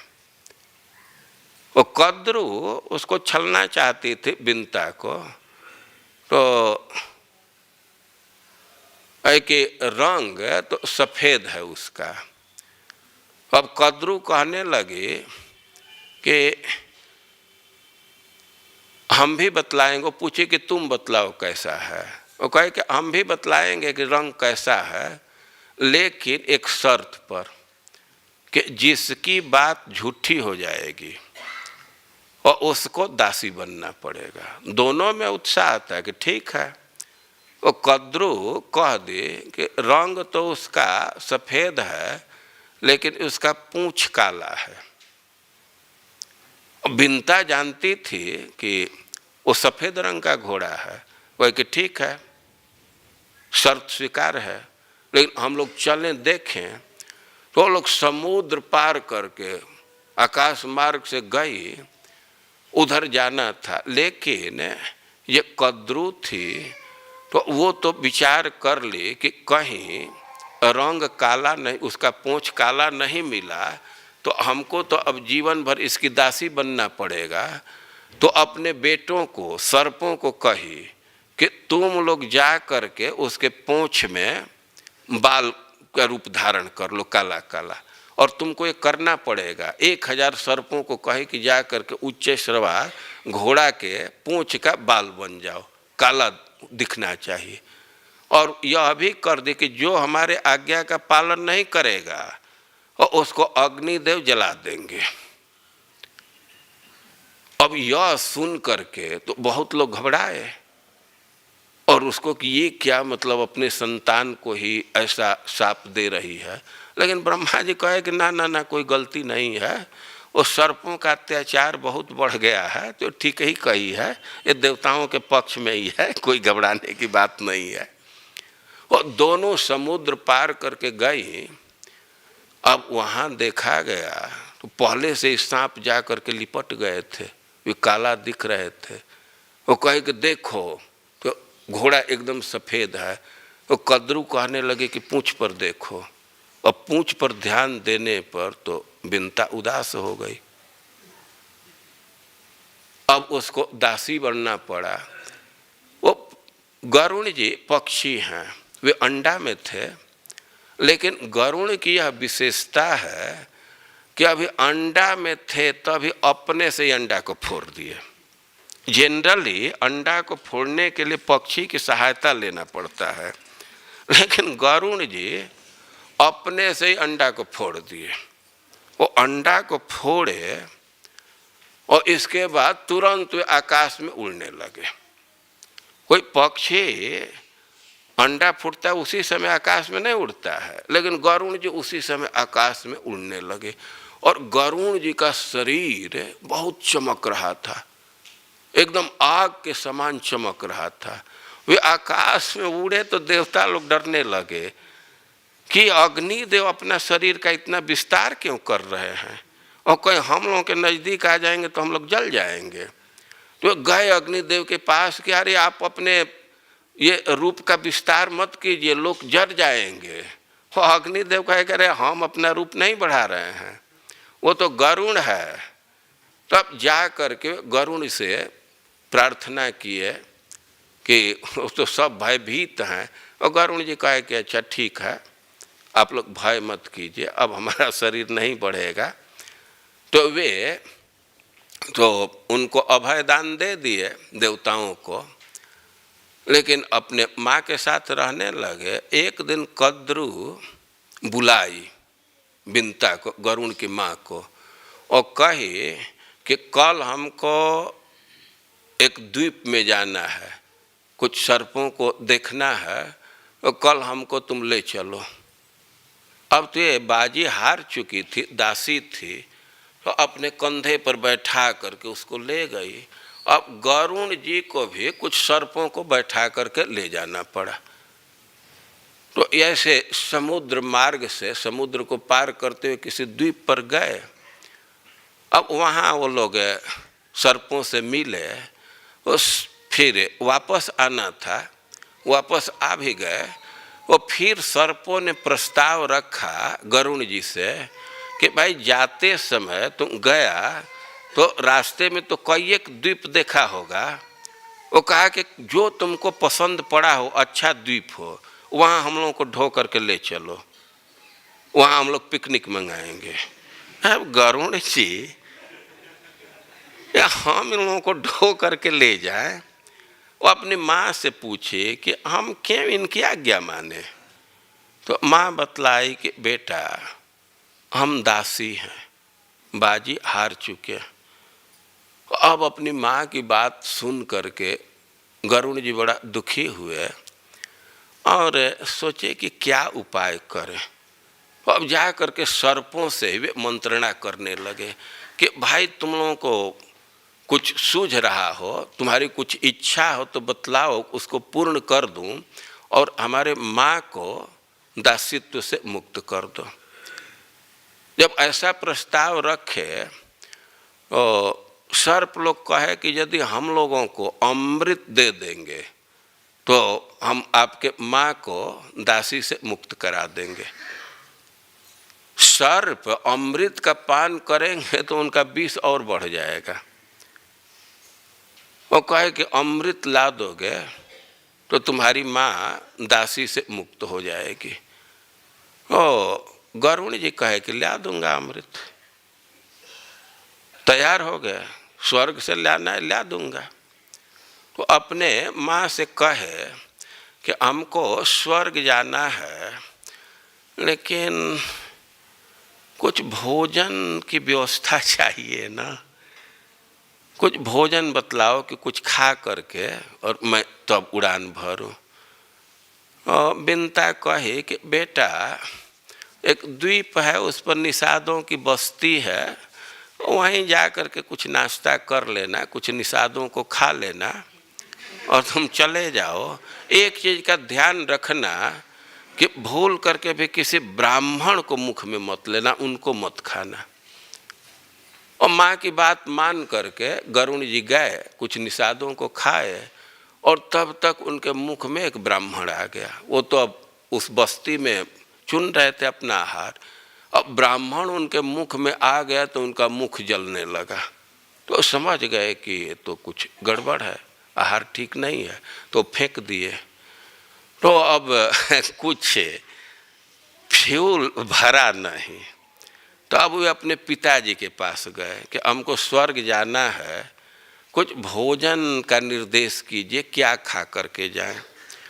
तो कश्यप जी कहे कि देखो समुद्र में एक द्वीप है और वहाँ एक हाथी है और एक कछुआ है, और उसी को तुम खा करके स्वर्ग में चले जाओ। और हाथी और कछुआ के विषय में बतलाए कि जो हाथी है तो नहीं,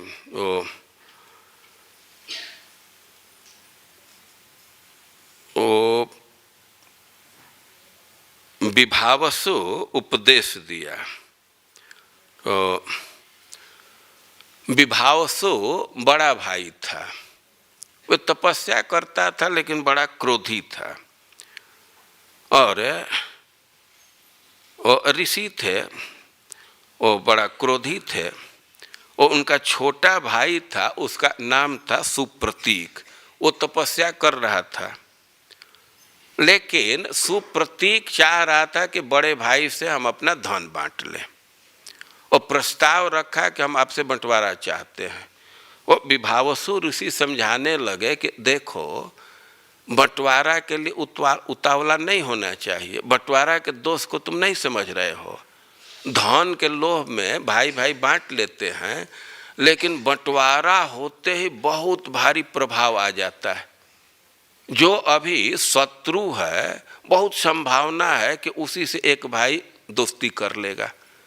और एक साथ परिवार रहता है तो सुख दुख का ध्यान रखते, जिम्मेवारी रखते हैं। अब भाई भाई अलग हो जाते हैं तो दूसरे के विषय में नहीं सोचते हैं। तो तुम धन के लोभ में पड़ करके अभी बंटवारा मत करो। ये धन के लोभ में पड़ करके व्यक्ति बंटवारा करता है। और बहुत उपदेश देने का प्रयास किए, लेकिन सुप्रतीक पर कुछ प्रभाव नहीं हुआ और उनको वे शाप दे दिए कि तू हाथी हो जाओ। जब विभावसु शाप दिए कि तुम हाथी हो जाओ, तो सुप्रतीक भी शाप दे दिए कि तुम भी कछुआ हो जाओ।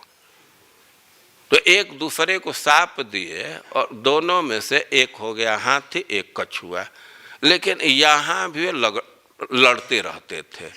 तो कश्यप जी कहे कि वे आपस के विरोध के चलते शाप दिए हैं और अभी भी उनका बैर भाव समाप्त नहीं हुआ। यहाँ भी लड़ते रहते हैं, तो उनको तुम खा सकते हो। और साइज बतलाए कि हाथी 6 योजन ऊंचा है। 6 योजन, 6 योजन मतलब 24 माइल।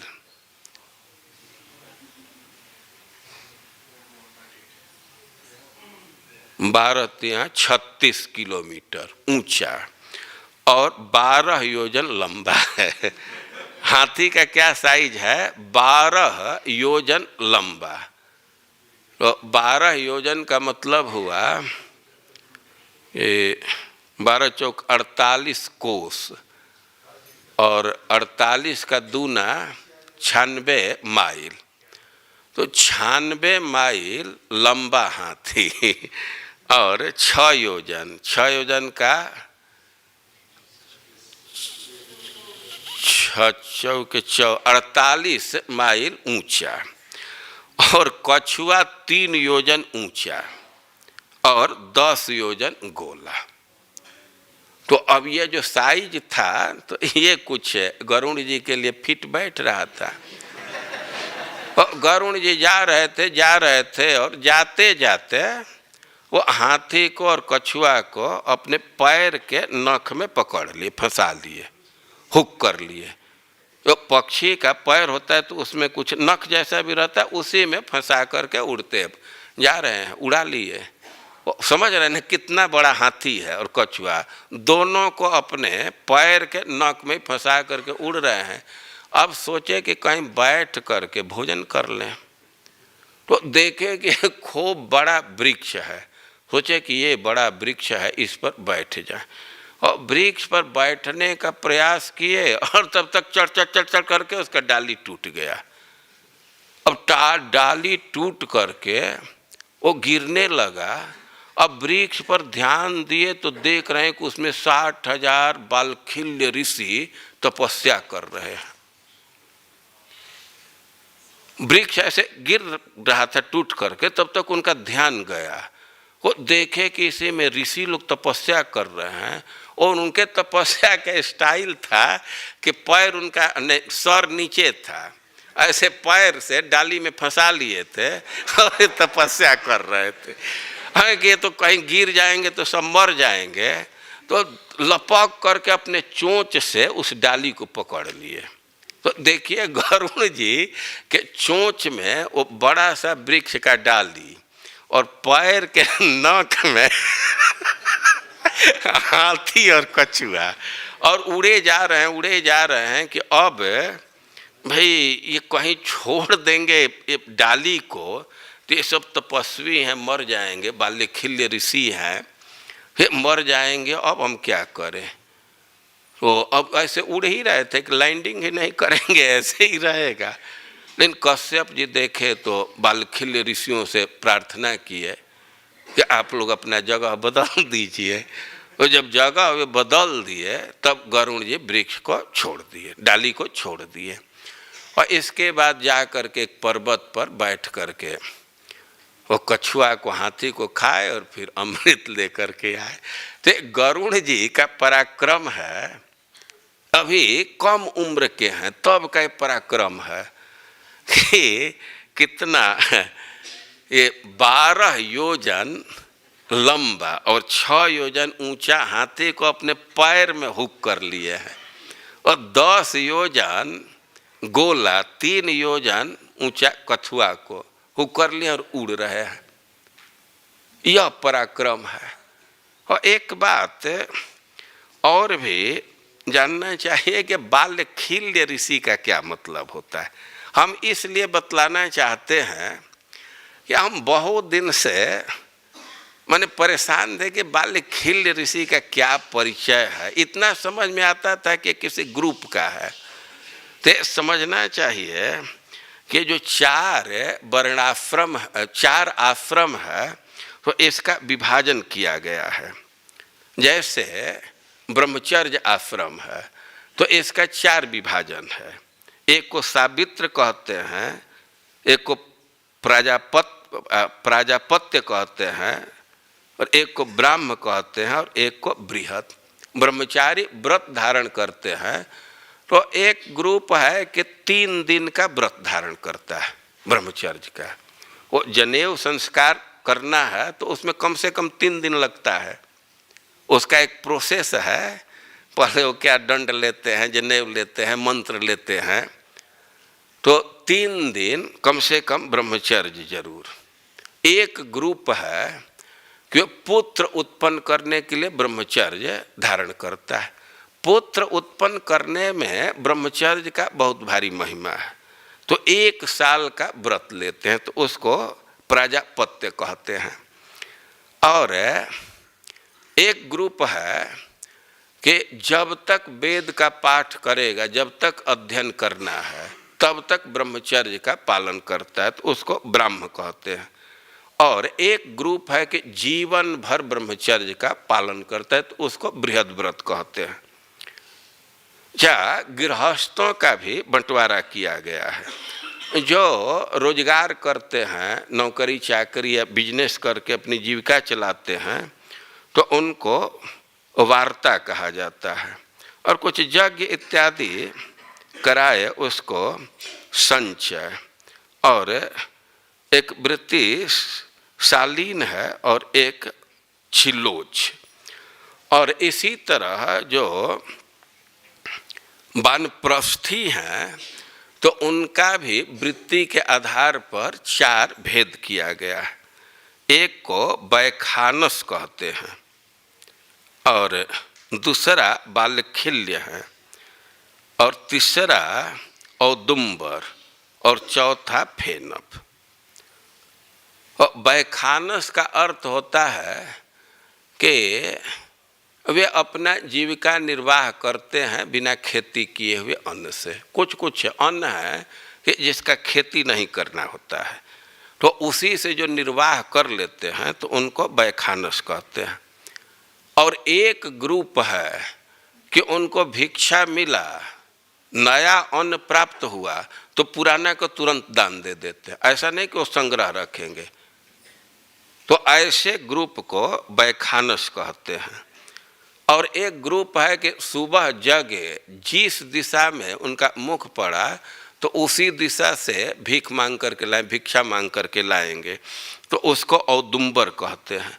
और जो केवल पेड़ से झड़े हुए फल खा करके रहते हैं, तो उसको फेनप कहते हैं। अपने से तोड़ करके नहीं, अपने से बैर पक करके गिर गया है कोई भी फल, तो उसी से जीविका का निर्वाह करते हैं। और उसी तरह सन्यासियों का भी 4 विभाग है। एक को कुटीचक कहते हैं, और दूसरे को बहुदक, और हंस परमहंस या निष्क्रिय। यह श्रीमद् भागवतम में ही विभाजन किया गया है, 3 स्कंध में है। कुटीचक, कुटीचक का अर्थ है कि किसी आश्रम में रहते हैं, आश्रम की सेवा करते हैं, वही भोजन ले लेते हैं। तो ऐसे को कुटीचक कहा जाएगा। और एक सन्यासी होते बहुदक। बहुदक का अर्थ है कि अपने कुटिया में रहते हैं, लेकिन कोई भोजन पहुंचा देता है, कोई ये घर से भी आ सकता है तो उसको स्वीकार कर लेते हैं। और केवल जो ज्ञान के अनुशीलन में लगे हुए उनको हंस कहते हैं, और जो सबसे ऊपर हैं उनको परमहंस कहते हैं। तो जो हो, ये बाल्यखिल्य वानप्रस्थियों का एक ग्रुप है। और दूसरा भी इसके परिभाषा और भी हो सकती है, ब्रह्मर्षि थे, तपस्या में लगे हुए थे। तो गरुण जी ऐसे पराक्रमी व्यक्ति पक्षी हैं कि इतने बड़े हाथी को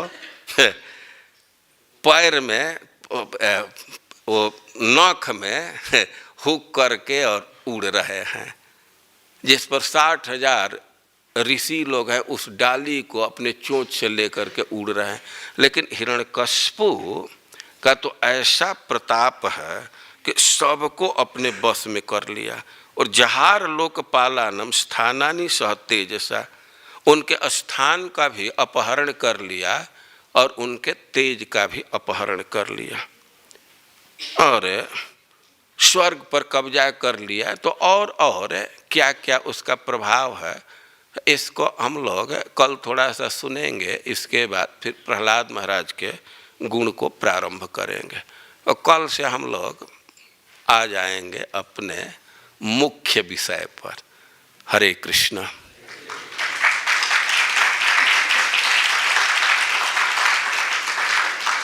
किसी को कुछ प्रश्न पूछना है, प्रश्न किसी का हो तो लिख करके दे सकते। अभी बैठिए थोड़ा सा। अभी सुबह में एक व्यक्ति प्रश्न कर रहे थे, जीवात्मा का साइज बहुत छोटा बतलाया गया है। केशाग्रस्य, और पूरा श्लोक क्या है? हाँ, और देखिए, किसी किसी बात को समझना होता है। ये जो साइज बतलाया गया है, तब उसमें कोई कहे अरे सेंटीमीटर में बतलाओ या मिलीमीटर में, अबे यही माप चलता है ना। गज फुट में कौन फ्रांसीसी और दो सिस्टम, उसमें से किसी में बतलाओ, तब अब क्या बतलाएंगे, उधर तो नहीं जा पाएंगे ना। और पर ये तो जीव के साइज के विषय में, जीव बहुत सूक्ष्म है। भगवान इसको कहे हैं कि सूक्ष्माणाम जीवो हम, जो सूक्ष्म पदार्थ है, वस्तु हैं, तो उसमें मैं जीव हूँ। जब परमात्मा का क्या साइज है? प्रादेश मात्रम पुरुषम बसंतम। प्रादेश कुछ लोग 9 इंच मानते हैं, मैंने एक बीता, या इसको वितस्थि प्रमाण, इसको कुछ लोग बीता मानते हैं, कुछ लोग इसको जो हो। तो परमात्मा वितस्थि प्रमाण, इन चिट्ठी में परमात्मा है कि नहीं? तो एक बीता का है। देखिए, कोई मनुष्य दृष्टि से कह दिया जाता है भगवान हृदय में निवास करते हैं, तो हृदय का साइज एक बीता के लगभग है, तो मनुष्य को ध्यान में रह करके वितस्थि प्रमाण कहते हैं। आशय यह है कि अब हार्ट जिस साइज का है उसी साइज में परमात्मा रहते हैं। इसको चित्त कहते हैं इसी से कि परमात्मा के निवास से इसमें चैतन्य शक्ति का आभास हो जाता है। जैसे सूर्योदय होने से पहले कुछ आभास हो जाता है ना, प्रकाश जैसा। तो भगवान के निवास करने से, भगवान तो चिदघन है और इसमें भी कुछ चेतन वृत्ति आने लगती है, इसी से इसको चित्त कहते हैं। और जीव अतिशय सूक्ष्म है, लेकिन उसका नेचर वो जड़ वस्तु से बिल्कुल भिन्न है। ऐसे कल हम लोग 3 उदाहरण पर विचार कर रहे थे। जैसे अग्नि लकड़ी से एकदम भिन्न है। लकड़ी में दाह शक्ति है, प्रकाश की नहीं, अग्नि में दाहक शक्ति है, प्रकाशक शक्ति है। तो लकड़ी के भीतर भी है तो अग्नि का वही स्वरूप है। अब एक समस्या है कि वैकुंठ में तो चित्र में तो कम से कम देखते हैं कि बड़े बड़े हैं। अच्छा, अब यह तो ठीक है, प्रश्न गढ़ने वाले गढ़ रहे हैं, लेकिन अपने कमी पर विचार नहीं कर रहे हैं। क्या अब जीव जो सूक्ष्म है तो उसी रूप में रहता है, वो शरीर इस समय बद्धावस्था में है तो शरीर ग्रहण किया, उसको शरीर दिया गया है। क्या मुक्त हो जाएगा तो उसको शरीर नहीं मिलेगा? बंधन है। वो सिद्धांत समझना चाहिए कि यद यद बपुः प्रणय से तत्तद बपुः प्रणय से सदनुग्रहाय तम भाव जोग परिभावित हृत सरोजे आसे श्रुतेक्षित पथो ननुनाथ पुंसाम यद यद धियात उर्गाय विभावयन्ति तत्तद बपुः प्रणय से सदनुग्रहाय। तृतीय स्कंध का है ना, तृतीय स्कंध के 9वें अध्याय का होगा। तम भाव जोग परिभावित हृदय सरोजे, 2 अर्थ किया गया है कि जिसका हृदय शुद्ध हो गया है और भगवान के जिस रूप का दर्शन करना चाहता है तो भगवान उसी रूप को प्रकट कर देते हैं। यह दूसरा अर्थ है कि जीव जिस शरीर को चाहता है, जिस रूप को चाहता है, जिस शरीर को चाहता है तो भगवान कृपा करके उसी शरीर को प्रदान कर देते हैं। तो भगवान की सेवा करने के लिए, भक्ति करने के लिए शरीर की आवश्यकता होती है। इंद्रियों से भक्ति करते हैं तो इस समय हम लोगों का जो शरीर दिया गया है तो हमारे कर्म का प्रभाव है, एक कर्म का फल है, प्रारब्ध का फल है और हम लोग बाध्य हैं शरीर को ढोने के लिए। हमारी स्वतंत्रता नहीं है, हम बाध्य हैं कि शरीर में रहेंगे, बंधे हुए हैं। लेकिन जिस पर बाध्यता नहीं है, कभी कभी वे लोग भी शरीर स्वीकार करते हैं। किस लिए? भगवान की भक्ति करने के लिए। मुक्ता अपि लीला विग्रहम कृत्वा भजन्ते से श्रीधर स्वामी उद्धृत किए हैं। कहाँ का श्लोक हमें नहीं पता है, श्रीधर स्वामी उद्धृत किए हैं कि मुक्त पुरुष भी शरीर स्वीकार करते हैं भक्ति करने के लिए। वो भक्ति में शरीर का महत्व है, भगवान की सेवा में शरीर का महत्व है। वो जो वैकुंठ में लोग जाते हैं तो भगवान की सेवा के लिए उनको भी तो शरीर मिलता है ना, लेकिन वह शरीर सेवा के लिए होता है। कोई वो प्रारब्ध का है, मैंने वो प्राकृत ही नहीं है, अप्राकृत शरीर है। अब उसके साइज का भी हिसाब किताब तो हम लोगों के हिसाब किताब से नहीं है। और शरीर का क्या क्या नियम है बहुत जानकारी नहीं है, लेकिन जैसे श्रीमद् भागवतम का श्लोक है और जैसी शरीर की इच्छा होती है भजन के लिए, भक्ति के लिए, सेवा के लिए, तो भगवान कृपा करके दे देते हैं। एक वृंदावन के बड़े विद्वान के मुख से सुना हूँ, राधा रमन मंदिर से संबंधित है, कि जब मुक्त होता है व्यक्ति, वैकुंठ में जाता है तो उसकी खूब स्वागत होती है, बहुत भारी वेलकम होता है। और इसके बाद उसको एक गैलरी में ले जाया जाता है, वहाँ बहुत सारे मूर्ति बने हुए हैं और जिस मूर्ति को पसंद करता है, मतलब डिफरेंट डिजाइन है। ऐसे में आप लोग देखते हैं ना, कोई खरीदना है वो तुरंत मोबाइल में ऐसे खींचने लगते हैं, क्या क्या डिजाइन आने लगता है। तो वैसे ही वैकुंठ का सिस्टम है कि बहुत सारे वहाँ स्वरूप का मॉडल है और जीवात्मा को जो पसंद पड़ता है तो वो मॉडल उसको प्रदान कर दिया जाता है। और वैकुंठ में भी शरीर है, लेकिन अब शरीर का नेचर दूसरा है। ये भौतिक धारणा वहाँ आरोपित नहीं करना चाहिए। देखिए, कोई चिनगारी है तो उसको दूसरे चीज से कवर कर सकते हैं, कपड़ा से, कंबल से कवर कर सकते हैं, लेकिन चिनगारी को आग से भी तो कवर कर सकते हैं ना।